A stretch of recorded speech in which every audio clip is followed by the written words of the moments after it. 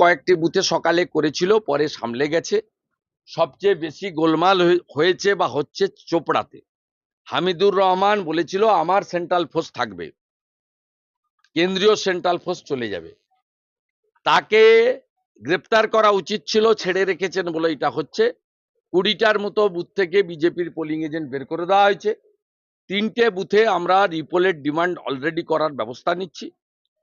এরপরেও আমরা বলছি, ভালো করে শুনে রাখুন, দার্জিলিংয়ে 5 লক্ষ ভোটে রাজু বিস্তা জিতবে এবং পাহাড় এবং সমতল থেকে তৃণমূল একদম উৎখাত হচ্ছে, নিশ্চিন্ত থাকতে পারেন।